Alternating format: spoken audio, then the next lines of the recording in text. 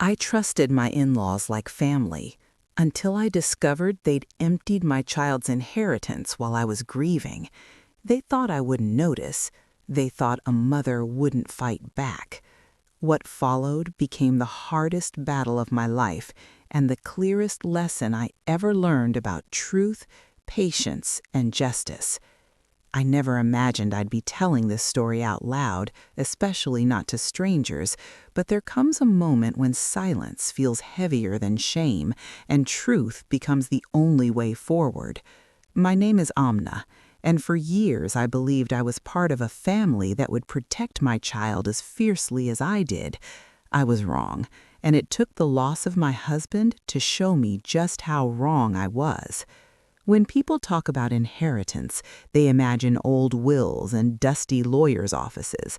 But for me, it began with a hospital hallway that smelled like disinfectant and grief, with my hands shaking as I signed papers I barely understood, trusting people I had no reason to doubt. My husband, Farhan, had always been the bridge between me and his parents. He softened their sharp edges, translated their expectations, and made me feel like I belonged even when I didn't fully understand their customs or quiet judgments. When he died suddenly, everything familiar collapsed, and I found myself standing alone in a house that echoed with memories and unanswered questions. We had one child, our daughter, Zara, who was 7 at the time. She had his eyes and my stubbornness, and in those first weeks after his death, she clung to me like I was the only solid thing left in the world. I promised her, in whispers late at night, that I would keep her safe, that her father's love hadn't vanished, that everything he worked for would still help shape her future. Farhan had been careful, thoughtful about money in a way that came from growing up with little. He talked about Zara's education fund, about a small inheritance from his own father that he wanted preserved for her, about making sure she would never feel helpless. I believed those plans were written somewhere official, sealed, and protected. I believed that because trusting your family feels like breathing. You don't think about it until the air is gone. In the days after the funeral, my in-laws moved in like a tide, filling the house with condolences and control. They cooked, they cleaned, they told me to rest, to let them handle things. I was grateful, exhausted, numb. My mother-in-law held my hands and called me her daughter, said we would raise Zara together. My father-in-law spoke softly about responsibilities and tradition, about how Farhan would have wanted them to help manage the finances until I was strong enough. Those words should have pricked my skin, but grief dulled every instinct I had. I nodded when they suggested meeting a family lawyer, agreed when they said it was easier if accounts were consolidated temporarily, trusted them when they said it was all routine. I told myself they were older, wiser, that they loved Zara as their own blood. Love, I learned later, can be performed. Weeks passed, then months. Life settled into a new, fragile rhythm. I returned to work part-time, juggled school drop-offs and sleepless nights, tried to answer Zara's questions without breaking down.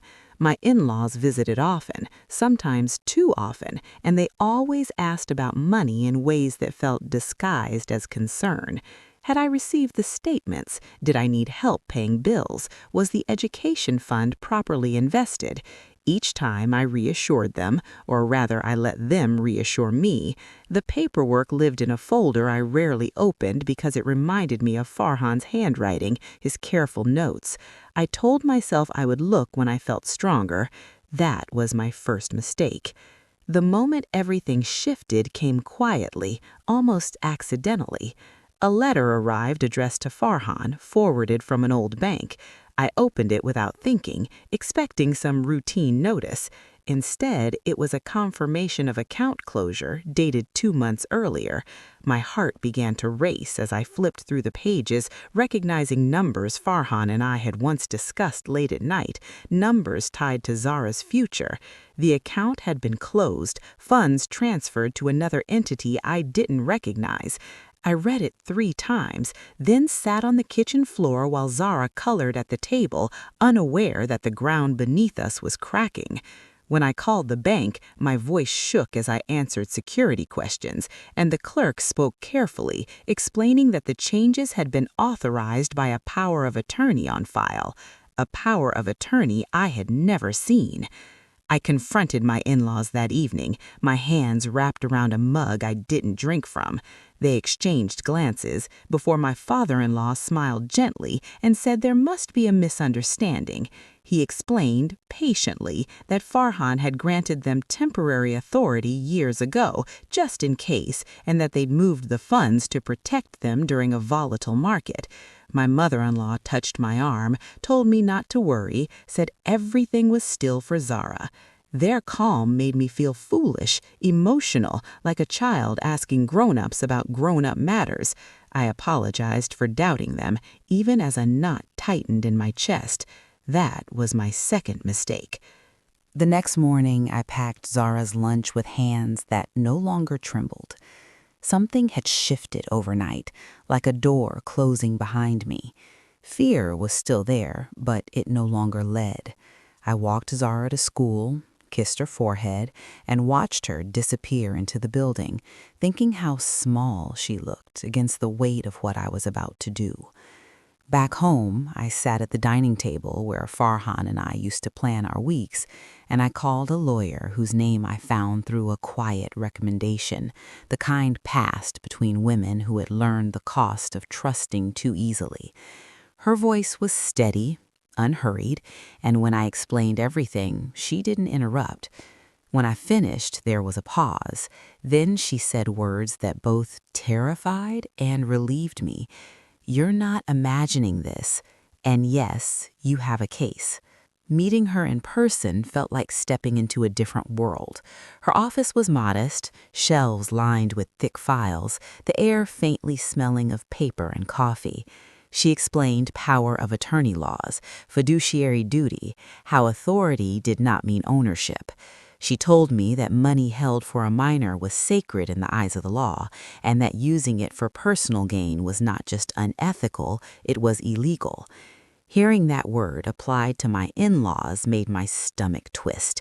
These were people who had eaten at my table, held my child, prayed with me. I asked her how long cases like this took. She didn't sugarcoat it. Months, maybe years. Families broke apart. Lies surfaced. She asked if I was prepared for that. I thought of Zara's future shrinking because I'd been afraid of conflict, and I nodded. The first formal letter went out that week, requesting full financial disclosure and immediate accounting of all funds belonging to Zara. My in-laws' response was swift and furious.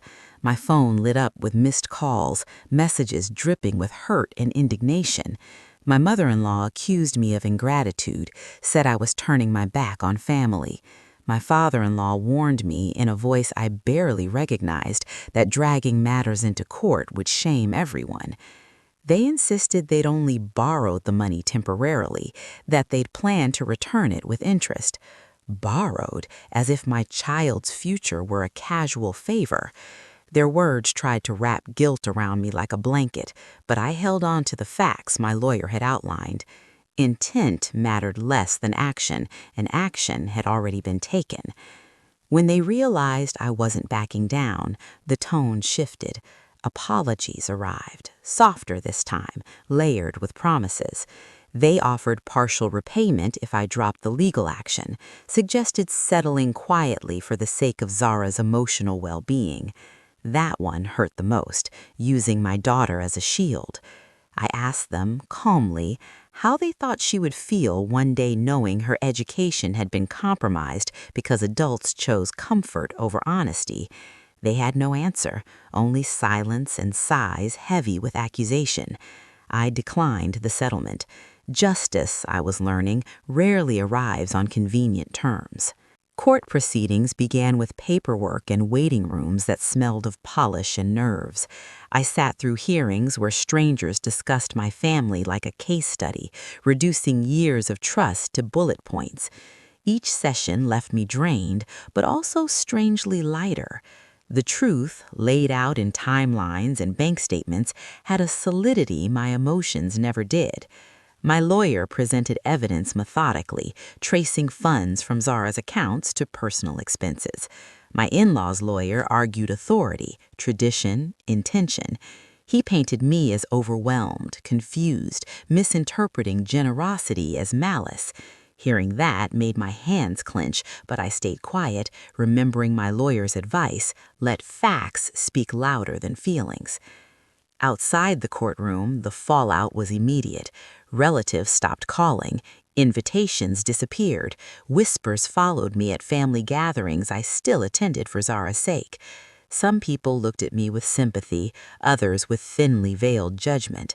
I was the one who had broken the family, who couldn't let things go. At night, alone, I questioned myself. Was I being too harsh? Was there another way? Each doubt was answered by the image of Zara years from now, asking why her options were limited when they didn't have to be. That image steadied me every time. Zara sensed the tension even when I tried to hide it. She asked why her grandparents were upset, why we didn't visit as often. I told her the truth in pieces appropriate for her age, that adults sometimes make mistakes with money and feelings, and that I was working to fix it. She listened quietly, then asked if she had done something wrong. That question broke something open in me. I hugged her and promised her again that none of this was her fault, that she deserved honesty and security. Children understand more than we think.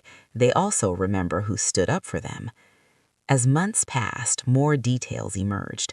Under oath, my in-laws' explanations unraveled. Dates didn't match. Receipts contradicted statements. The judge's questions grew sharper, his patience thinner. Watching people I once admired struggle to defend indefensible choices was painful, but it was also clarifying. I saw how easily authority can be mistaken for entitlement, how family roles can be weaponized. The court appointed a financial auditor whose report confirmed what we'd alleged: significant misuse of funds designated for a minor. When the report was read aloud, the room felt heavy, like everyone was holding their breath. The ruling didn't come immediately. There was another wait, another stretch of suspended time. During that period, I focused on rebuilding our daily life. I found small joys again, cooking new recipes, weekend walks, helping Zara with homework. Strength, I learned, isn't loud. It's showing up every day, even when the future feels uncertain. When the decision finally arrived, it was delivered in measured language that nonetheless landed like thunder. The court ordered full restitution of misappropriated funds, plus penalties, and placed Zara's inheritance under independent trusteeship until she reached adulthood. My in-laws were stripped of financial authority and formally reprimanded. I cried in the hallway after, not from victory, but from release. Justice hadn't erased the betrayal, but it had drawn a clear line around what mattered. My in-laws avoided my gaze as they passed, their faces etched with something like regret. I didn't gloat. I felt tired, sad, resolute. There was still healing to do, boundaries to rebuild, relationships to reconsider. But Zara's future was secure, protected by more than promises now. It was protected by law, and by a mother who had learned that love sometimes means standing alone. That night, as I tucked Zara into bed, I asked if everything was okay now. I told her yes, that things were better, and that sometimes doing the right thing is hard but necessary. She smiled sleepily and said she was proud of me. In that moment, every sleepless night, every doubt, every whispered accusation faded into something distant. This fight had changed me. It taught me that trust should never replace accountability, and silence can be a form of surrender. The story wasn't fully over yet, but the hardest part was behind us, and for the first time since Farhan's death, I felt like I was breathing freely again.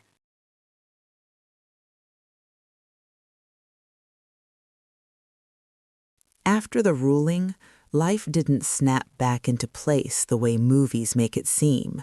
There was no swelling music, no sudden warmth from people who had turned away. Instead, there was a quiet aftermath, like the dust settling after a storm. I returned home that day with the court papers folded neatly in my bag, feeling older than when I'd left that morning. Zara ran to me, asking if we could have pancakes for dinner, and I laughed for the first time in weeks. That laugh surprised me. It sounded like it belonged to someone who had survived something important. We made pancakes together, flour on our noses, syrup dripping onto the counter, and for a brief while the world felt manageable again. But outside our small bubble, consequences rippled. My in-laws' house, once the center of every gathering, grew quiet. Relatives who had defended them now avoided the topic entirely, acting as if nothing had happened. Others reached out privately, apologizing for not believing me sooner, confessing they'd suspected something was wrong but hadn't wanted to get involved. Their words were kind, but they arrived too late to change the loneliness of those months. I accepted the apologies anyway, not because they erased the hurt, but because holding on to bitterness would only keep me tethered to the past. Financially, things stabilized slowly. The returned funds were placed under the new trusteeship, and I received regular statements that showed everything clearly, transparently. Each document felt like a small victory for clarity. I began planning for Zara again in a way that didn't feel like wishful thinking. Education options, extracurricular activities, even a modest savings plan of my own. Farhan's voice echoed in my head during those moments, his careful optimism, his belief in preparation. I wished he were there to see how fiercely I'd fought for what he'd intended. I hoped he would have been proud. The emotional distance from my in-laws became permanent, though not formally declared. Visits stopped, phone calls went unanswered. On holidays, we stayed home or spent time with friends who had quietly stepped into the gaps. Zara asked about her grandparents less and less, and when she did, there was no anger in her voice, just curiosity. Children adapt quickly when love is consistent. I made sure ours was. Still, some nights, I mourned not just the betrayal, but the family I thought we had. It's a peculiar grief, losing people who are still alive but no longer safe to trust. One afternoon, months later, my mother-in-law showed up unannounced. I opened the door and saw how much she'd aged, her shoulders slumped, her eyes rimmed with red. For a moment, my instincts screamed to close the door, to protect the fragile peace I'd built. But another part of me remembered the woman who had once rocked Zara to sleep. I invited her in. We sat at the kitchen table where so many battles had been imagined, if not fought. She apologized, truly this time, without excuses or justifications. She spoke of fear, of wanting to maintain control, of not understanding how quickly lines could be crossed when no one was watching. I listened without interrupting. When she finished, I told her I believed she was sorry, but that apology didn't restore trust. Trust, I said, had to be rebuilt slowly, with respect for boundaries that would not be negotiated. She nodded, tears falling freely. When she left, there was no promise of reconciliation, only a quiet acknowledgement of reality. That conversation stayed with me. It taught me that justice doesn't always bring closure the way we expect. Sometimes it simply creates space to breathe, to decide what comes next. I began sharing parts of my experience with other women, cautiously at first, then more openly, in coffee shops, in support groups, in quiet messages online. I learned how common stories like mine were, how often financial abuse hid behind family roles and cultural expectations. Each shared story felt like lighting a small candle in a dark room. We weren't alone, and knowing that mattered. Zara grew taller, more confident. She joined a science club, discovered a love for building things, and asked endless questions about how the world worked. Watching her thrive felt like proof that the fight had been worth it. When she asked one day why I kept all the papers in a locked drawer, I explained that some things need extra protection, not because they're fragile, but because they're valuable. She nodded thoughtfully and said, "Like us." That simple sentence became my quiet mantra. There were setbacks too. Legal fees strained my personal finances, and I took on extra work to compensate. Some nights, exhaustion pressed down so hard, I wondered if I'd chosen the hardest possible path. But every time doubt crept in, it was met with tangible evidence of what standing up had achieved. The system wasn't perfect, but it worked this time because I'd insisted on being heard. That knowledge changed how I moved through the world. I asked more questions, I read the fine print, I trusted my instincts again. A year after the ruling, I visited Farhan's grave alone. I told him everything, out loud, the way I used to talk to him when he was alive. I told him about the fear, the anger, the moments I nearly gave up. I told him about Zara's laugh, about the way she still talked about him like he was just in the next room. Standing there, I felt a strange mix of sorrow and peace. Loss had reshaped my life, but it hadn't hollowed it out. It had revealed a strength I didn't know I possessed. When I left, I carried that feeling with me. The story I'd lived was no longer just about betrayal, it was about resilience, about redefining family, about choosing integrity over comfort. I knew there was still an ending ahead, one that would bring this chapter fully to rest, but I also knew that whatever came next, I would face it with clearer eyes and a steadier heart. The fight for justice had taught me how to stand, and that lesson would last. Time has a way of smoothing sharp edges, but it also clarifies shapes you once couldn't see. As the second year after the ruling unfolded, I began to notice how deeply the experience had altered my understanding of family, power, and responsibility. It wasn't just about money anymore. It was about how easily love can be confused with loyalty, and how loyalty can be twisted into silence.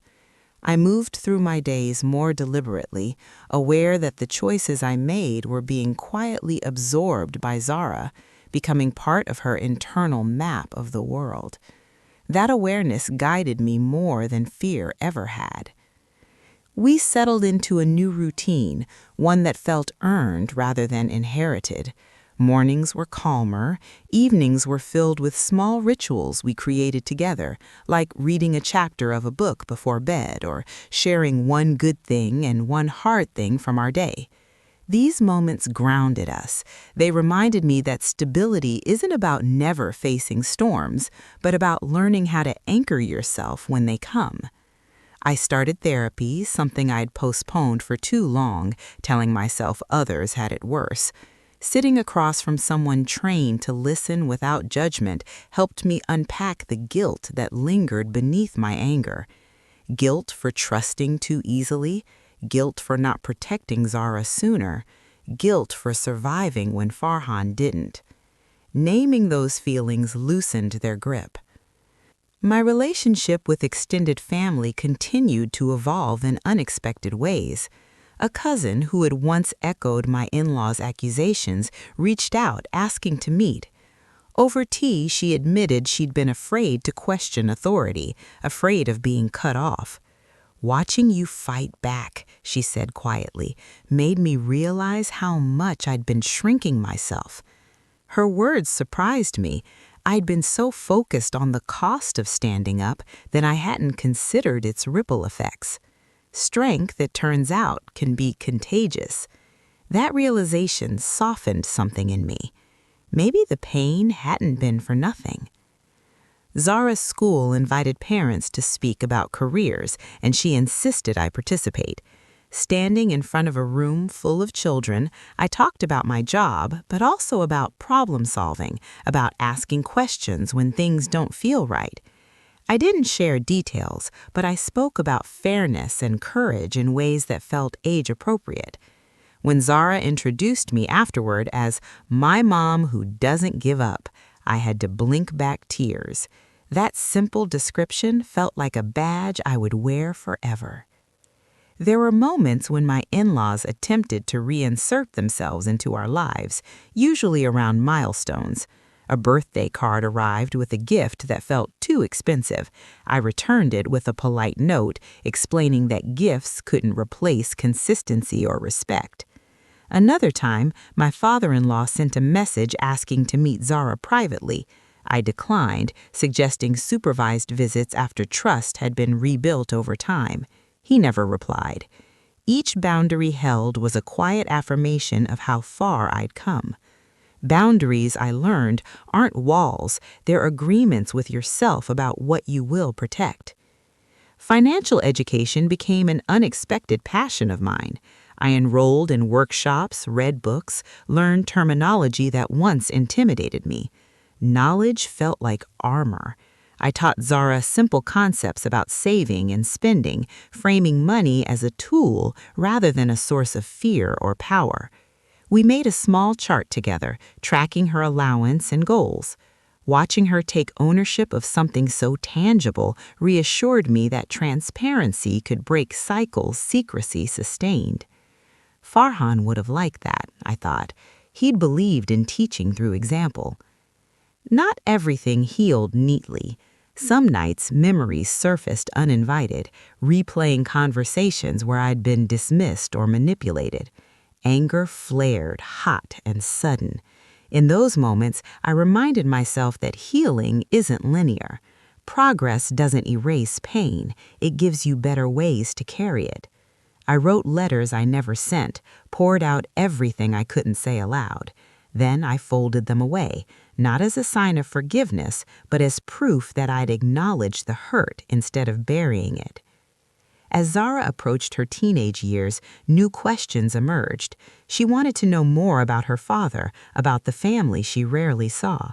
We talked openly, carefully balancing honesty with compassion. I explained that people are complex, capable of love and harm at the same time, that doing the right thing doesn't always feel good, but it matters. She listened with a maturity that startled me. "I'm glad you protected me," she said one evening, her voice steady, even if it was hard. Hearing that felt like a quiet resolution settling into place. I was invited to share my story at a local community center focused on women's rights. Standing at the podium, I felt nervous, exposed, but as I spoke, nods rippled through the room. Afterward, women approached me with stories eerily similar to mine. Assets mismanaged, voices ignored, trust exploited. We exchanged numbers, resources, encouragement. That night, I realized my experience had become something larger than me. It had become a warning and a guide. Pain, when shared responsibly, can become purpose. One afternoon, sorting through old boxes, I found Farhan's notebook. Inside were lists, sketches, reminders to himself. On the last page, he'd written Zara's name, and beneath it, "Give her choices." I sat on the floor and cried, the kind of crying that empties you out and leaves room for something new. Choices. That's what this fight had always been about, preserving options, honoring intent, ensuring that the future remained open. The story still wasn't finished. There were legal loose ends to tie up, emotional ones too. But as I looked at Zara laughing in the yard, sunlight catching in her hair, I felt a deep sense of alignment. I had acted in accordance with my values, even when it cost me comfort and connection. That knowledge became my compass. Whatever came next, I knew I would meet it without shrinking, without surrendering what mattered most. As the years continued to move forward, I noticed how the past slowly loosened its grip on my daily thoughts. It didn't disappear, but it no longer dictated every reaction or decision. Instead, it became a reference point, a quiet reminder of what I was capable of enduring. Zara entered her early teens with a confidence that sometimes startled me. She spoke her mind, questioned rules respectfully, and carried herself with a certainty I hadn't possessed at her age. Watching her grow felt like witnessing the long-term results of choices made under pressure.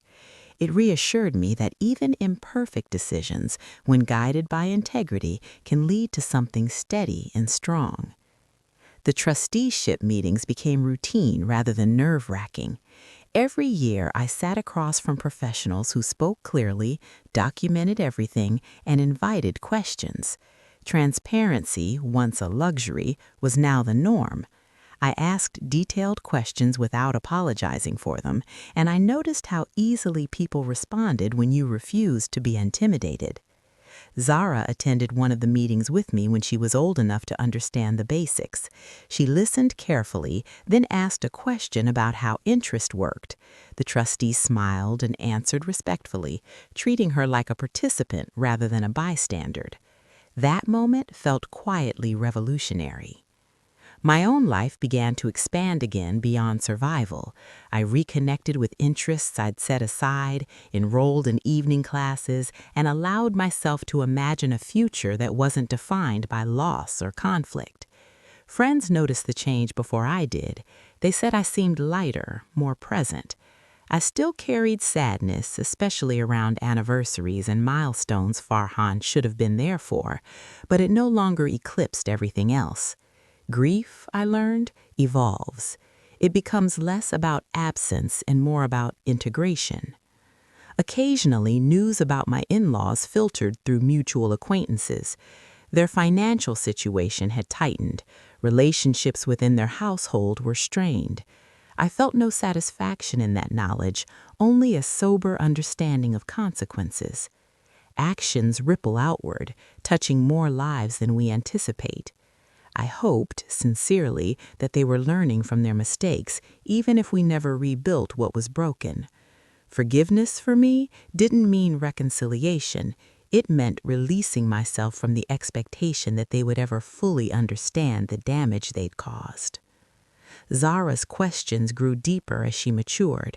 She wanted to know about fairness, about why systems sometimes fail people, about how to protect herself in the future. We had long conversations at the kitchen table, the same place where confusion had once reigned. I told her that rules exist to protect people, but that you have to pay attention and speak up when something feels wrong. I emphasized that respect and obedience are not the same thing, and that her voice mattered even when it shook. She absorbed these lessons thoughtfully, shaping them into her own developing sense of justice. One evening, she came home upset after a disagreement with a friend who'd borrowed money and refused to return it. She asked what she should do. I smiled sadly at the echo of my own past and told her to start by being clear, calm, and firm. We role-played the conversation, practicing how to state boundaries without anger. Later, when she told me it had worked, I felt a surge of pride that had nothing to do with money and everything to do with confidence. I was invited to participate in a panel discussion about financial responsibility and family dynamics. Sitting beside professionals and advocates, I shared my story in a measured way, focusing on lessons rather than accusations. The audience listened intently. Afterward, a young mother approached me, tears in her eyes, saying she'd suspected something similar was happening with her child's assets, but hadn't known where to start. I gave her the lawyer's name, encouraged her to document everything, and reminded her that asking questions was not an act of betrayal. In that moment, I realized how experience transforms into responsibility. What I'd lived through could now help someone else avoid the same pain. At home, I revisited Farhan's belongings again, not with sorrow this time, but with curiosity. I wanted Zara to know her father not just as a memory, but as a person with habits, quirks, and dreams. We sorted through photos, letters, small keepsakes. I told stories about his kindness, his stubborn optimism, his belief in planning ahead. Zara listened, sometimes laughing, sometimes quiet. She said it helped her feel connected, rooted. That mattered to me more than I could express. There were moments when exhaustion returned, when the weight of single parenthood pressed hard. Balancing work, emotional availability, and personal growth wasn't easy. I made mistakes. I lost patience. I apologized when I did.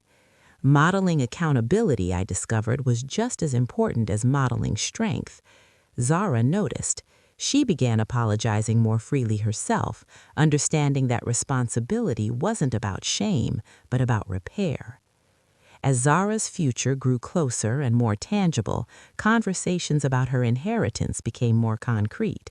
We talked about college possibilities, about using resources wisely, about gratitude paired with responsibility. I made it clear that the money was a tool, not an entitlement. She nodded, taking the conversation seriously. The fact that she could approach it without fear or secrecy felt like the greatest success of all. Sometimes, late at night, I reflected on the woman I'd been at the beginning of this story. Grieving, trusting, overwhelmed. I felt compassion for her rather than embarrassment. She had done the best she could. By the time Zara turned 16, the past no longer felt like an open wound. It was more like a scar, visible, sometimes tender, but no longer bleeding. Life had found a rhythm that felt honest. Not perfect, but real. Zara was taller than me now, her opinions sharper, her laughter louder. She was beginning to stand at the edge of adulthood, and with that came a new layer of responsibility for both of us. I could feel the weight of the years pressing gently, asking to be acknowledged, not avoided. That year, Zara was assigned a school project about ethics and decision-making. She chose to focus on financial responsibility and trust within families. When she told me, I paused, unsure whether this was a coincidence or a reflection of conversation she'd been quietly absorbing for years. She asked if she could interview me. I agreed, though part of me felt exposed all over again. We sat at the kitchen table with her recorder between us, and she asked thoughtful questions about fear, about fairness, about how to know when to stand up even if it means standing alone. Answering her honestly felt like passing a torch, carefully, deliberately. As she spoke in class weeks later, she shared her findings without revealing personal details. Still, when she came home, she said several classmates had told her the presentation made them rethink how they trusted adults with their futures. I realized then that the lessons born from pain had traveled further than I ever intended. That knowledge brought a quiet sense of peace. What we'd endured had not been reduced to something ugly or shameful. It had been transformed into awareness. Around the same time, the trusteeship board proposed a gradual transition plan, allowing Zara limited oversight of her inheritance as she approached adulthood. It was designed to teach responsibility without overwhelming her. Watching her sit at the table, pen in hand, reviewing documents with careful concentration, stirred something deep in me. This was what all those sleepless nights had been for.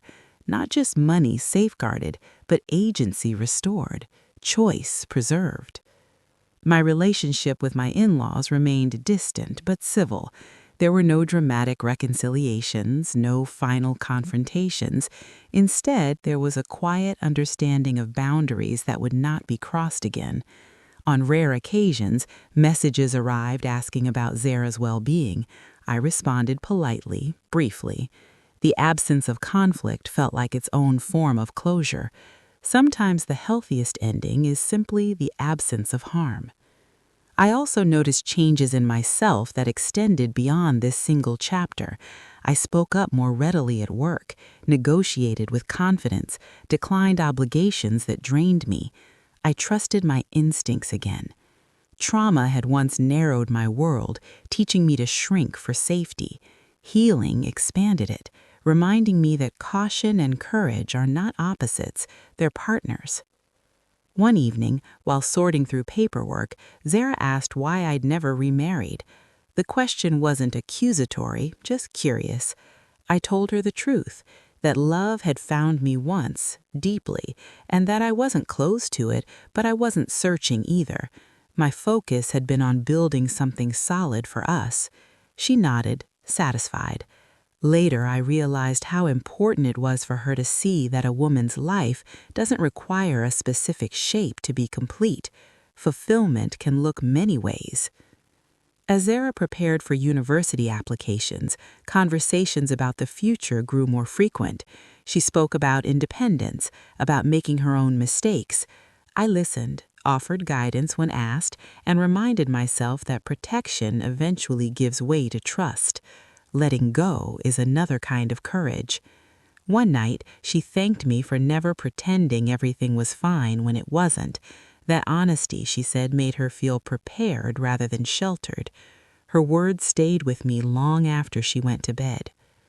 I revisited therapy during this period, wanting to ensure I wasn't unconsciously passing fear along with wisdom. My therapist helped me see how far I'd come, how my vigilance had softened into awareness rather than anxiety. We talked about forgiveness again, not as an obligation to others, but as a release for myself.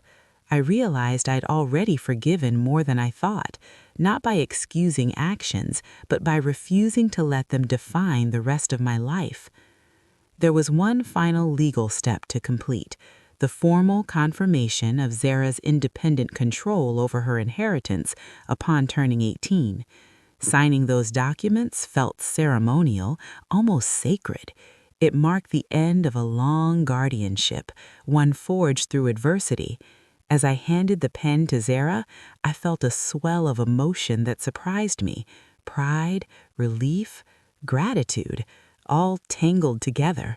She signed with steady hands. That night, we celebrated quietly, just the two of us, sharing a meal, laughing over old memories, planning trips and possibilities. I looked at her and saw not just my child, but a young woman equipped with knowledge, confidence, and a sense of self-worth that no one could easily steal. That was the real inheritance. As I lay awake later, I reflected on the journey that had brought us here. Betrayal had forced me to confront uncomfortable truths, to choose action over ease.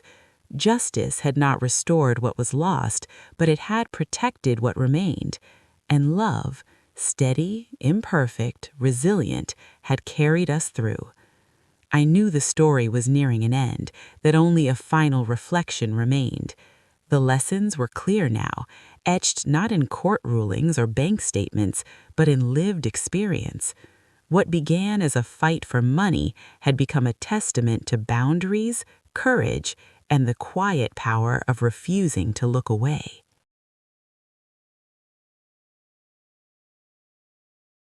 The year Zara turned 18 arrived more quietly than I expected. There was no dramatic shift in the air, no signal that a chapter decades in the making was closing. Instead, it came in small, ordinary moments that carried extraordinary weight. Filling out final forms, updating contact information, watching her sign her name with confidence on documents that once would have terrified me. Each moment whispered the same truth. The long fight was truly nearing its end. On her birthday morning, I woke early and sat alone in the living room, the house still dark. I thought about the night Farhan and I first talked about becoming parents, about the future we imagined without knowing how fragile plans could be. I thought about the version of myself who once believed love alone could protect a child. I didn't judge her anymore. I thanked her. She had loved deeply even when it hurt. She had trusted even when it failed. And when it mattered most, she had learned. Zara came downstairs in her pajamas, hair messy, eyes bright. She hugged me without saying anything, and we stayed like that for a long moment. Later, after cake and laughter, we sat together to review the final trusteeship documents. This time, I was there only as support. The authority was hers. She read carefully, asked questions, and made decisions thoughtfully.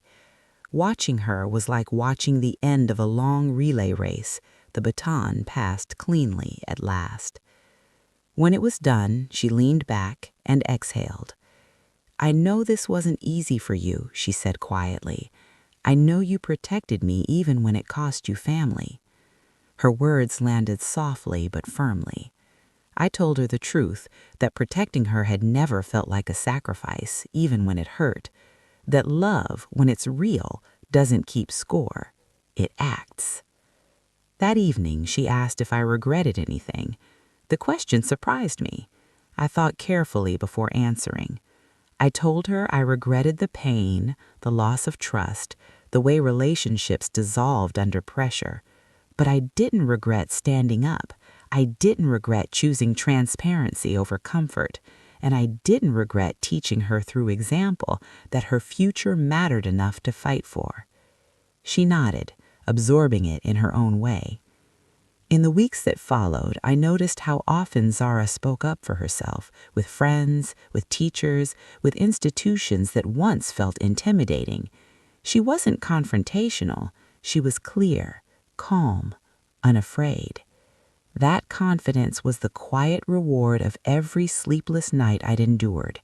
It was proof that cycles can be broken, that children learn not from what we say, but from what we do when tested. I received a final letter from the court confirming the case's closure. No ceremony, no emotion, just a formal acknowledgement that everything had been resolved. I placed it in the same locked drawer where I'd once stored fear and evidence. This time, closing it felt different. Not protective, complete. I ran into my mother-in-law unexpectedly one afternoon at a market. We exchanged polite greetings. She asked about Zara, listened as I spoke. There was sadness in her eyes, but also something else. Acceptance, perhaps. We said goodbye without tension. Walking away, I realized I felt nothing sharp. No anger, no longing, just clarity. Some relationships teach us by staying. Others teach us by ending. At home that night, I went through old journals, reading entries written during the darkest months. The fear leapt off the page, the doubt, the loneliness. I could barely recognize the woman who had written them, and yet I honored her deeply. She had walked forward without certainty, carrying only a promise to her child. That promise had been enough. I began to think about why I'd finally chosen to share this story. Not for validation, not for sympathy, but because silence protects the wrong things. Because too many people are taught that questioning family is betrayal, that endurance is virtue, that speaking up is selfish. I wanted this story to live as evidence that boundaries can coexist with love, that justice doesn't destroy families, secrecy does. Zara prepared to leave for university, her suitcase filling with books and plans. On her last night at home before moving into her dorm, we sat on the floor together, backs against the couch, surrounded by half-packed boxes. She thanked me again, this time without tears. "You didn't just protect my inheritance, you protected my voice." I closed my eyes and let those words settle into my bones. When she left the next morning, I stood at the doorway longer than necessary. The house felt quieter, but not empty. It felt earned. Every step of this journey had shaped me into someone steadier, someone who understood that justice is not always loud, but it is always deliberate. I had chosen truth over ease, and in doing so, I had preserved something far more valuable than money. This story has never been about revenge. It's been about responsibility, about refusing to let grief make me passive, about honoring my husband's intentions and my child's worth. And as I stand here now, in the quiet after the storm, I know that the fight changed me forever, but it did not break me. The ending is close now. One final reflection remains. When the house finally grew quiet after Zara left for university, I expected grief to rush in and fill every corner. Instead, what arrived was a stillness that felt earned. I walked from room to room, touching the backs of chairs, the edges of door frames, noticing how each space carried echoes of our years together. This house had witnessed fear, resolve, laughter, and long nights of doubt. Now it stood as proof that survival can evolve into peace if you let it. In the weeks that followed, I settled into a rhythm that was entirely my own. Mornings began slowly. I drank my tea without rushing, watched sunlight stretch across the floor, listened to the quiet.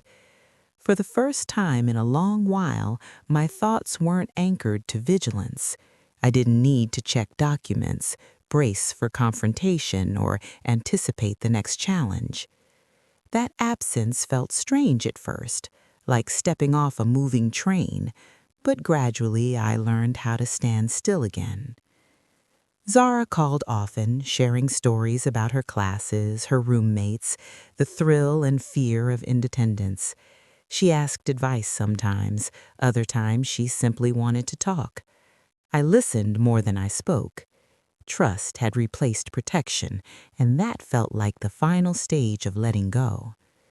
Each call reassured me that the foundation we'd built together was strong enough to hold her, even at a distance. One afternoon, sorting through the last of the old files, I came across the original folder Farhan and I had started years ago, the one I'd been too afraid to open after his death. Inside were his notes, neat and careful, outlining plans for Zara's future. I sat on the floor and read every word, not with sorrow this time, but with gratitude. He had trusted me to carry those intentions forward, even though he never got to say it out loud. In honoring them, I honored him. I thought often about the meaning of inheritance, not the legal definition, but the human one. Money matters, yes, it opens doors, creates opportunities. But the true inheritance I passed to Zara wasn't measured in accounts or interest. It was the knowledge that her worth was non-negotiable, that her future deserved protection, that love doesn't require silence in the face of wrongdoing. Those lessons would travel with her long after the numbers faded into the background. There were moments standing alone in the grocery store or walking past families gathered together when I felt a flicker of what might have been, a different ending, a version of life where trust hadn't been broken. I allowed those moments to pass without resisting them. Acceptance doesn't mean pretending the loss didn't matter. It means acknowledging it without letting it dictate the present. I never sought reconciliation with my in-laws beyond civility, and in time that decision settled comfortably within me. Not every story ends with restored bonds. Some end with clarity and distance, and that is not failure, it is discernment. I released the hope that they would one day fully understand or apologize in the way I once needed. Letting go of that expectation felt like setting down a weight I'd been carrying unnecessarily. As months turned to a year, people occasionally asked how I'd found the strength to fight back.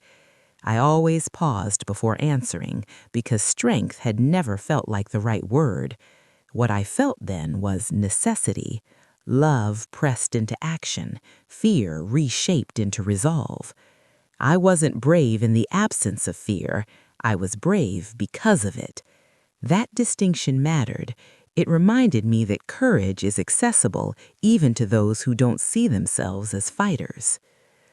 I began writing more regularly, not for publication, but for myself.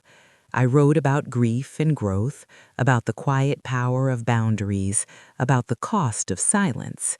Putting words to experience helped me see the arc of it all more clearly. What began as a story of betrayal had transformed into one of authorship.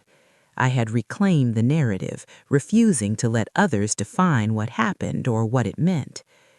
One evening, as I prepared dinner, Vara called with news she'd received a scholarship based on an essay she'd written about ethics and responsibility.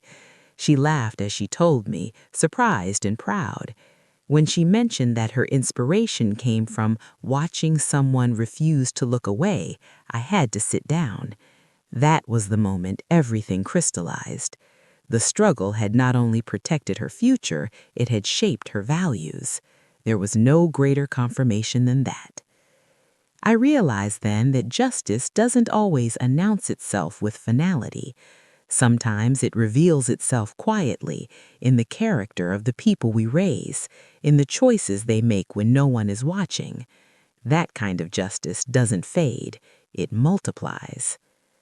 Looking back now, I see how easily this story could have ended differently. I could have stayed